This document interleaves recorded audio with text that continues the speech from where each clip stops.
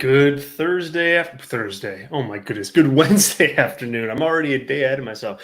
Good Wednesday afternoon, ladies and gentlemen, and welcome on into the PWTorch Fireside Chat for a little AEW Dynamite preview. These have been a brand new feature of the PWTorch YouTube channel starting on Monday. Figure, you know what? We got some great PWTorch fans and followers out there.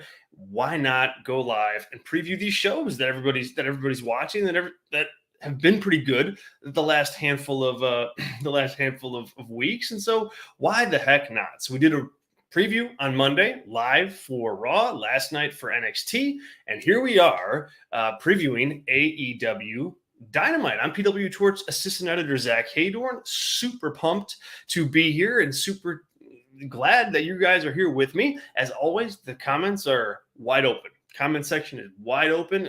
We are going to discuss AEW Dynamite, and yeah, it's a bit of a weird show tonight. I feel like because there was just so much intrigue going into last week's show. Coming out of All Out, you've got a handful of top tier talent suspended. You've got CM Punk injured and probably suspended. You've got vacant trios titles. You've got vacant AEW World titles. Last week was just such a newsworthy show. And I think the success of that show for Tony Khan and AEW is I thought it just turned the volume down on all of that noise that came out of All Out. You know, it kind of reset things. It kind of established that the championships are the most important part of the show. And then they just kind of went on from there and had a pro wrestling show. And so when I move on to this week, it seems like it's very much a continuation of last week in terms of what is currently scheduled to happen on the show tonight. Like, it's pretty self-explanatory. There's no surprise, announcement. There's no surprise debut. There's no mystery opponents. There's no real oh boy, we're gonna get MJF.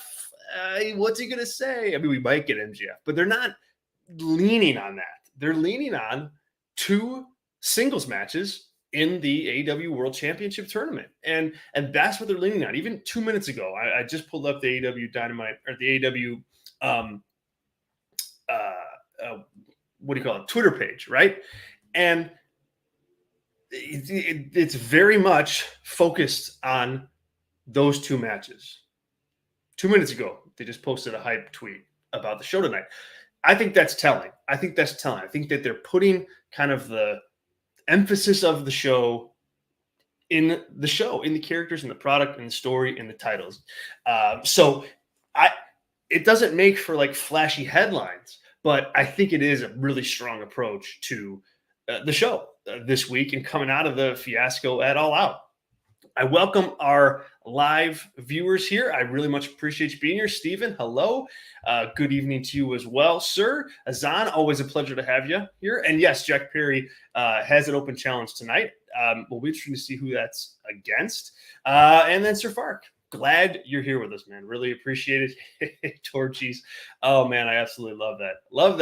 Love you guys. Thanks for being here. So we're going to preview the show. We won't go as long this time as we did yesterday, just because there's not as much material to break into, because it's a pretty self-explanatory show, as I just said, but a necessary show too at the same time. So we'll start with one of the semifinal matches in the AEW World Championship tournament. The belt's vacant. Punk won the title from Jon Moxley at All Out. Got injured. He's out. He's probably out longer than the injury would suggest. But hey, the tournament for the championship is ongoing. And so we've got Chris Jericho versus Bryan Danielson in one of the semifinal matches tonight. And it's a rematch from All Out. Jericho and Danielson wrestled at All Out. And in a good match, I think, in a tough spot on the card, and you got to take that into account in terms of the crowd reaction. I was in the building, and the crowd was kind of They're right on the edge of getting fully invested in it, but I think they were tired, and the main event was coming up after. So, but it was a good match. And when you look back at that match and you look at the story that they were trying to tell there, it was all about, hey, who's really the best wrestler in the world? Number one, and number two, sports entertainer versus pro wrestler.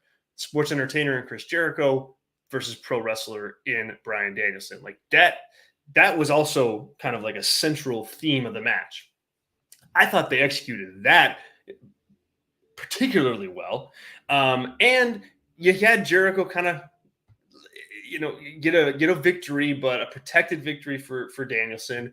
And now you can move on to the rematch with a different focus, so they're going to tell a different story here. Because the world title, a shot at the world title is on the line. To me, this is about Danielson, overcoming Chris Jericho's, sports entertainment shenanigans. Like, I think we're going to see that here. And I think we could see it play out in one of two ways.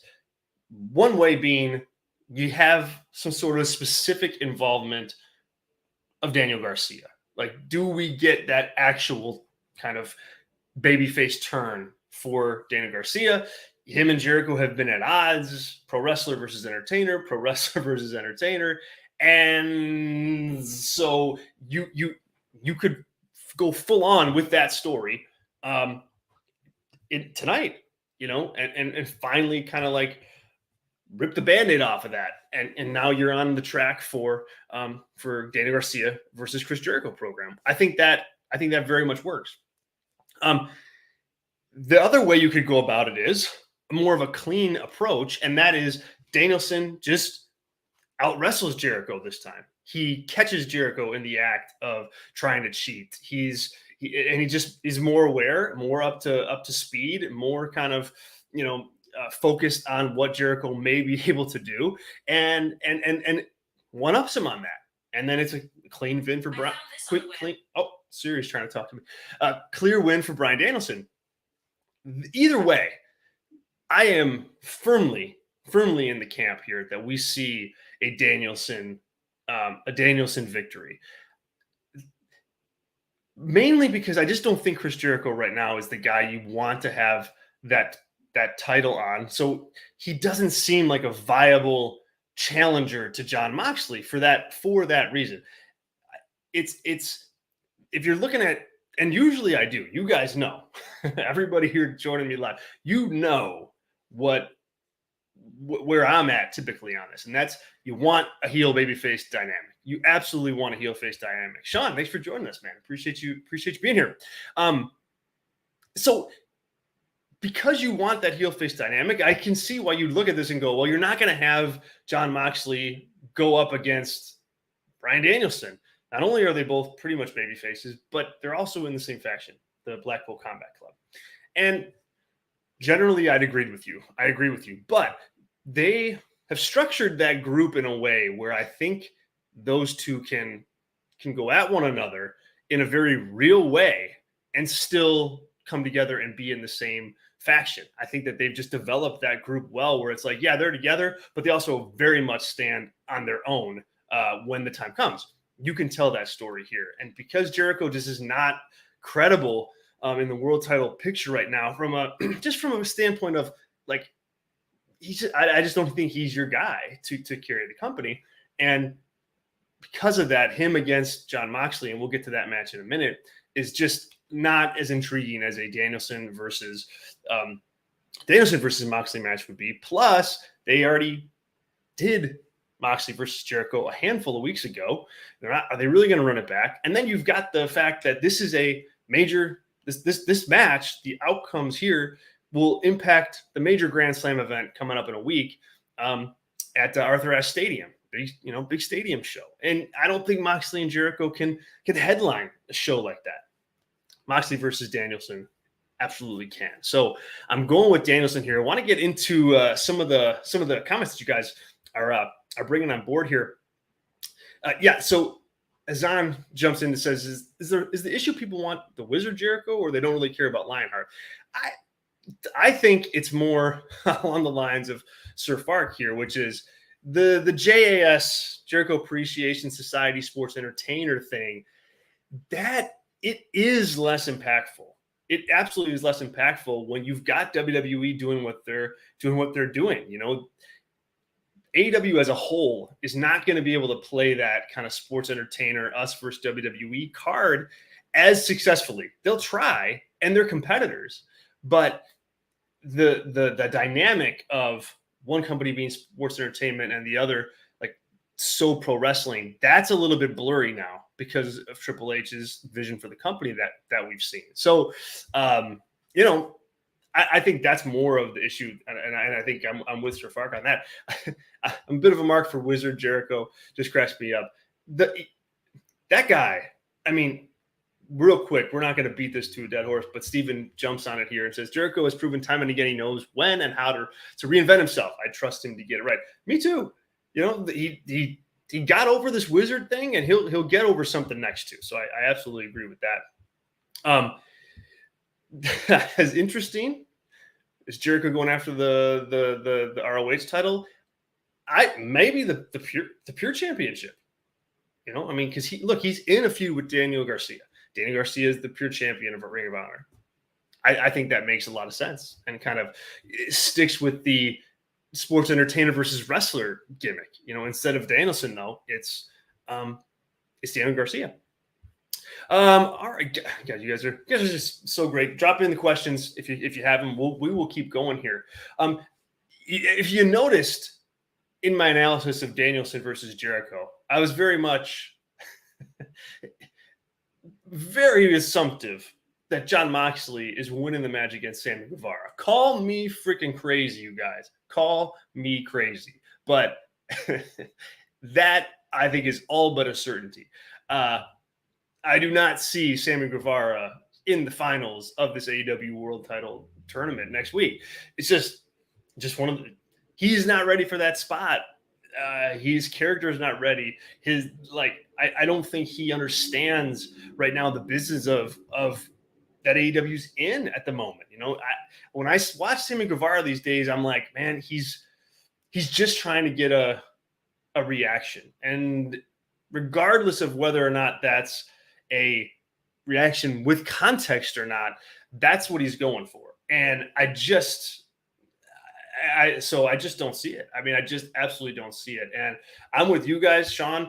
You know, this to me is, if you really want to like kind of emphasize Jon Moxley and emphasize that promo and kind of have him a week after he cuts that promo kind of, you know, walk the walk, you know, behind and kind of like represent what he said, I think a dusting of Sammy Guevara works really well here. I mean, I really do. I mean, I know from a viewership perspective and a fan perspective, you want to see those guys have a good match together. I understand that they've had good matches in the past, but for me, for this, like Jon Moxley just wiping the floor with Sammy Guevara, I think really helps that Moxley momentum and builds it up ahead of the big show next week. So I'm with Sean on this. Like, there's no doubt that Moxley's winning this, but the how he wins will be interesting to see. I mean, it'll be very interesting to see it play out and see if Tony Khan wants to, you know, kind of abide by and support what Jon Moxley said. And I think he should. Yeah, Jericho. Okay. Sir Fark, I prefer Jericho in a leadership role with less matches.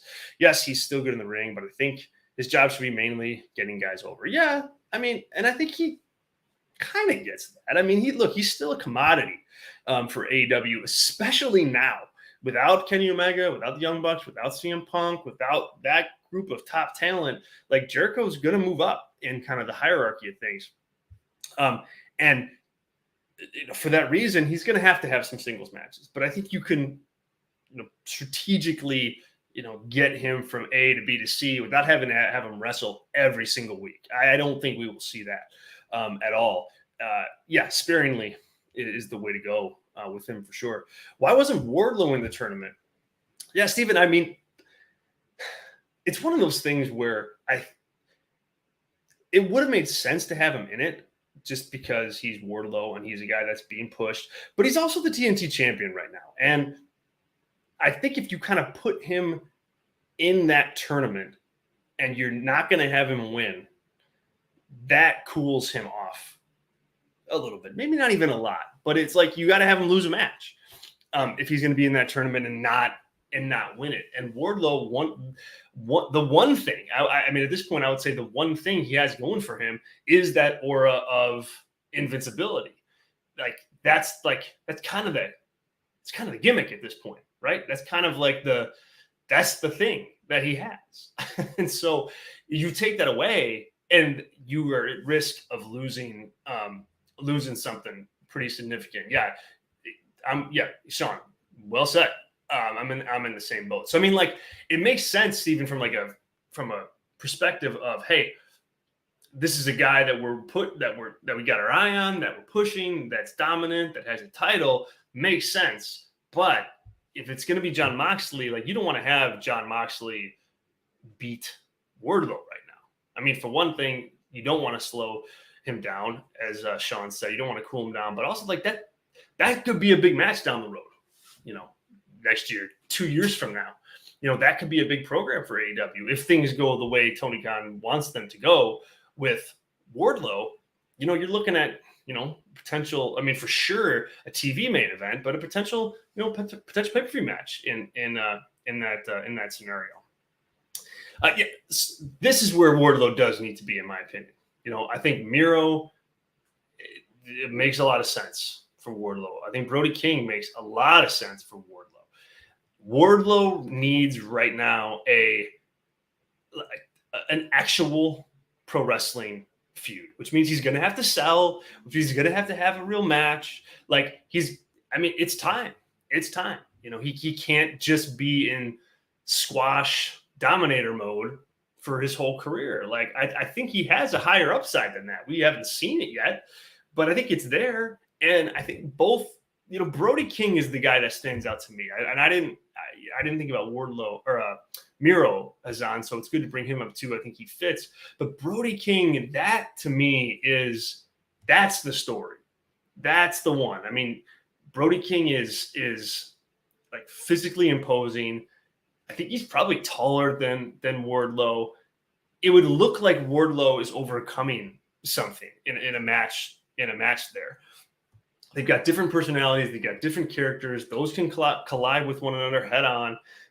And when Wardlow wins, it'll matter. When he has to sell, it'll be effective because Brodie is such a presence, And so I think you could tell like a week-to-week story there that makes sense and that helps elevate Wardlow. Like, this isn't Wardlow destroying.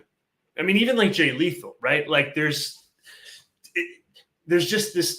Jay Lethal is a great wrestler, but I think the perception of him in AEW is he's kind of just like, at best, a gatekeeper, right? At best. And you can only get so far with that. And I think you could tell a stronger story if you put Wardlow in there with some of the bigger talent that they have on the roster. And he's got the House of Black thing going on. Like, there's like a dark presence there too. So I think it makes a lot of sense to do that. And really, it doesn't have to be Brodie King, but it's got to be something, an actual pro wrestling feud. Wardlow needs that right now to get to the next level. Yeah, thanks for the comments, you guys. Really appreciate it. Keep them on coming. We will stay on here for what do we say? What do we think? Another 10 minutes or so, kind of previewing AEW Dynamite. Thank you to everybody who's tuned in live. I really appreciate it, as always. You guys are the best. Tell a friend about the channel. We're gonna have live stuff most days throughout the week, as well as a host of other things. Subscribe, like the videos, go to PWTorch.com. You can catch stuff there too. I think you'll be happy, really happy that you did. Okay, the other announced match for tonight is, I guess there's two. The interim AEW Women's Champion Toni Storm is teaming up with Athena against Britt Baker and Serena Deeb. I'm a little worried. So maybe you guys in the chat can talk me off the ledge. But, you had Toni Storm last week get a good little win, straight up to the point, not overly cute. There, definitive, boom. And then she talked about Serena Deeb again. And this is not an indictment of Serena Deeb, but it's just that we've seen this play out so many times with Serena Deeb, the next kind of challenger for the women's champion after the women's champion becomes champion. It's her and it's Nyla Rose. We've seen that a lot.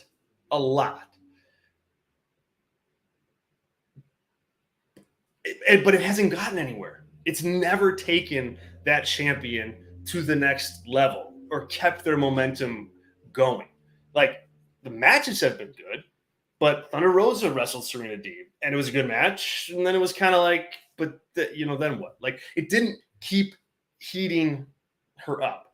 And I think Toni Storm has so much potential in that role where, you want to what is a feud, a long kind of arc that you can tell with her, to invest an audience in her that want to see her on a week-to-week basis, so that you can use her in the women's division as a drawing mechanism. And it's not that Serena Deeb is not that, but to be honest, we just haven't seen it play out that way.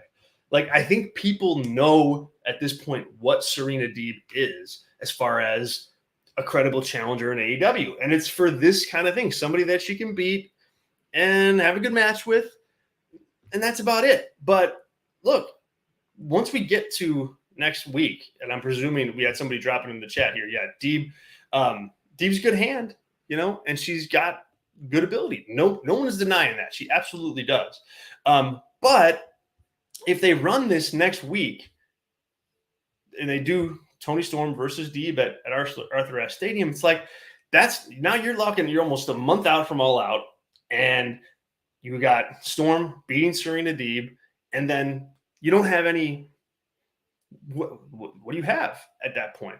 We haven't heard from Toni Storm very much. We haven't heard her cut like a big promo.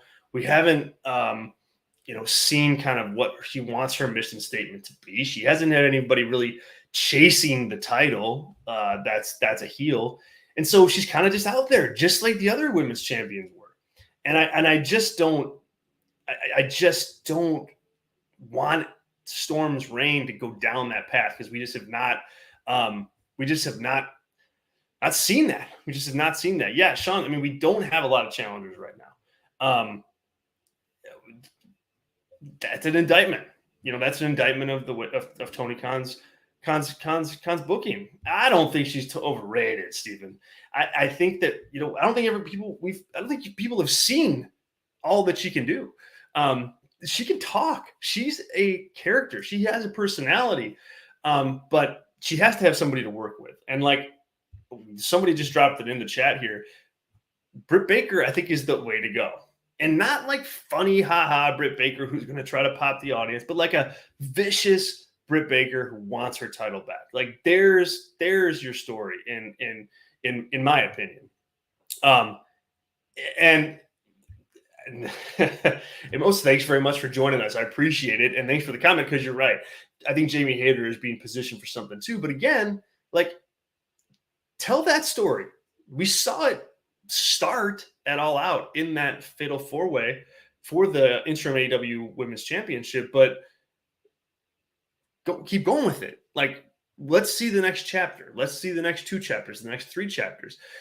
There's too much of like a start and stop with stuff like that in the women's division in particular that I really would like to see shored up.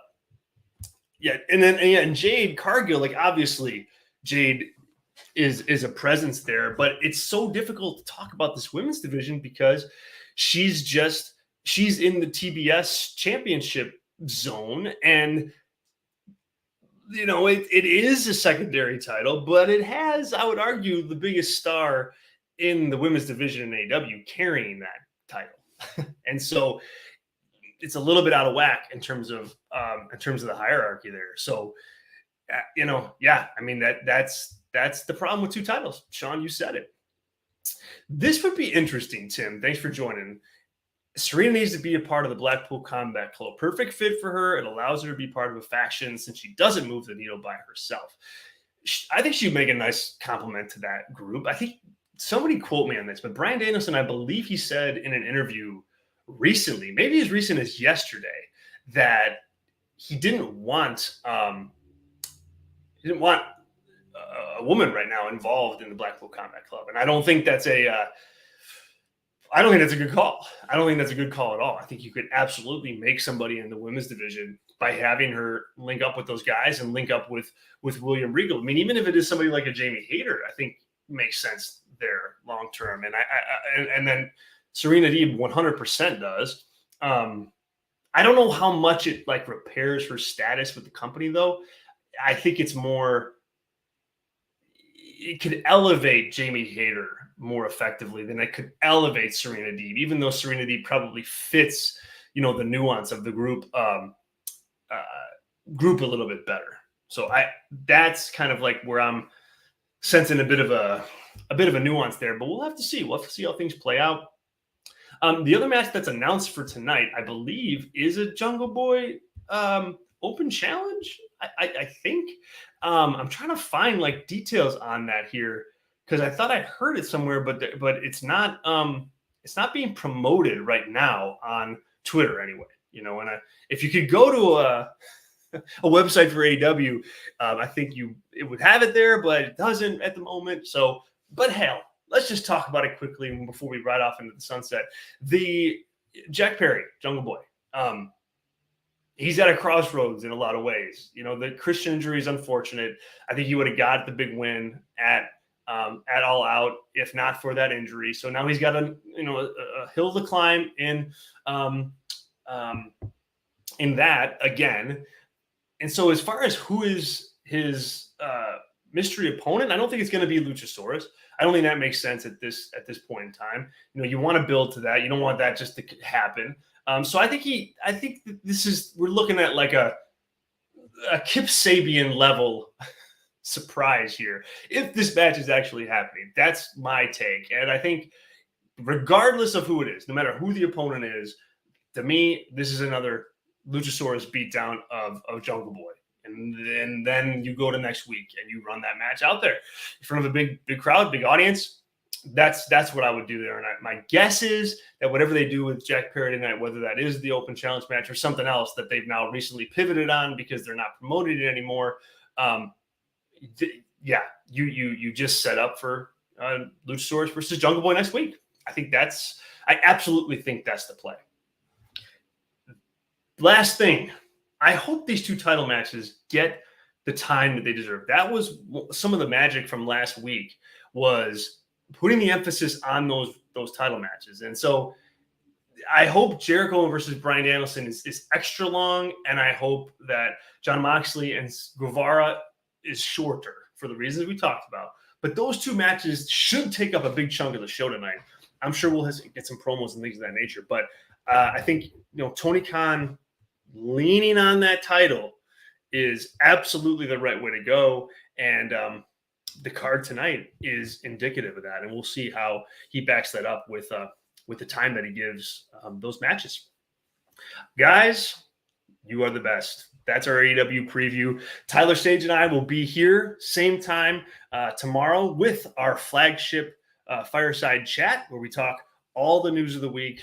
We've got a lot to talk about too with WWE, the NXT pivot back to like a shinier black and gold.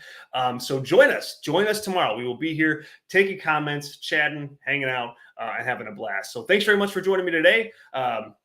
Amos, Sean, Azan, Sir Fark, Tim, and everyone else who joined live. Very much appreciated. Steven, my goodness, how can I forget you? Thank you. Cheers to you all. Enjoy Dynamite tonight, and we'll catch you guys tomorrow.